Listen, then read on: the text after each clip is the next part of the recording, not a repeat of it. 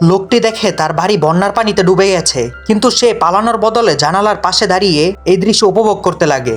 বাড়ির বাইরের পানি 10 মিটার উঁচুতে উঠে গেছে, কিন্তু ভেতরে একটুও পানি ঢোকেনি, কারণ লোকটি আগে থেকে বাড়ির চারপাশে ওয়াটার প্রুফ টেপ লাগিয়ে রেখেছিল। এই টেপের পানি প্রতিরোধ ক্ষমতা খুবই ভালো। যদি বন্যার পানি এই হলুদ লাইন অতিক্রম না করে তাহলে বাড়ির ভেতর পানি ঢুকবে না। তবে লোকটি একটি বড় ফাঁদ বন্ধ করতে ভুলে যায়, আর ফলস্বরূপ বাড়ির মধ্যে প্রচুর পানি ঢুকে যায়। লোকটি একেবারে আতঙ্কিত হয় না, কেননা সে ভেবেছিল এই পানি তাকে ডুবিয়ে দিতে পারবে না। কিন্তু অপ্রত্যাশিতভাবে বাড়ি ডুবতে চলায় লোকটি সমস্ত সরঞ্জাম নিয়ে দ্বিতীয় তলায় ওঠে। এবার সে সাময়িকভাবে নিরাপদ হয়, তবে বাড়ির কুকুরগুলোর অবস্থা ভয়ঙ্কর। যখন পানি আরো বাড়তে লাগে, দেখা যায় কুকুরগুলো আতঙ্কিত হয়ে পড়ে। এ সময় লোকটি বাথটাবে গোসল করছিল। সে একটুও খেয়াল করে না যে পানি দ্বিতীয় তলায় পৌঁছে গেছে।